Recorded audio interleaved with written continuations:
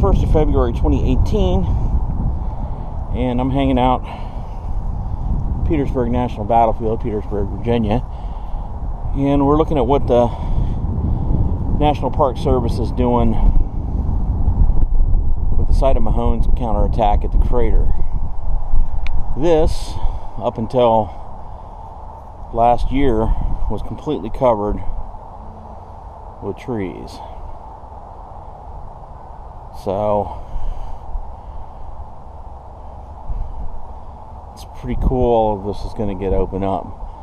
And on July 30th, 1864, this was not wasn't a pleasant place to be in 1864 or 1865 at all. But looking right up here, this monument to Mahone's guys are right up in this area is the site of the crater. It's where the mine was blown, and way off in the distance you can see the Taylor House outbuildings where the federal assault jumped off from, over there and off in the woods this area here. But Confederates came from, there was an artillery battery somewhere up over here off this rise that was counterfiring down in, and they pulled other artillery units up here at Crater Road, or the Jerusalem Plank Road back over here in the sun. And but the National Park Service is clearing off these trees from the site of the counterattack. And if you go back in the woods off to my left here as I pan over, like down in this area over in here, there's a covered way that leads to Blandford Cemetery, and that's basically where Mahone's troops gathered. He gave them a little speech, and they came up over this hill, down through this, and smashed into the Federals that were in the carnage down here in the hole of the crater. And as far as I know, one of my great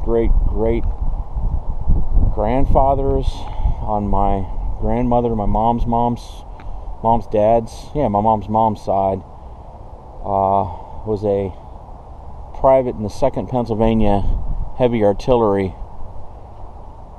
which assaulted this position. Their marker is right over there to the right of that small tree. And they suffered 70% casualties here, almost 80% casualties.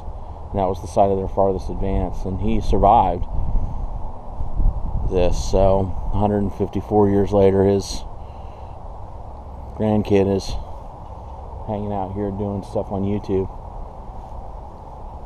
It's crazy how history works. But anyway, it's going to be a neat thing. I know the National Park Service is going to do walking trails back in through here. And they've cleared out some down over the rise, and it really does open up, this area from the Confederate perspective. And if you walk down the hill a little bit through here, you can see the cemeteries up through there.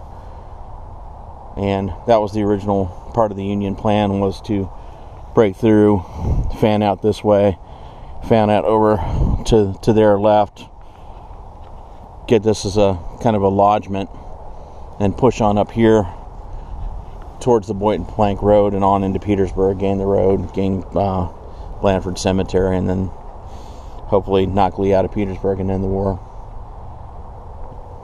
And it turned into a golf course in the 1920s, 1930s. So, but 2018, it's going to get interpreted a little more. Thanks.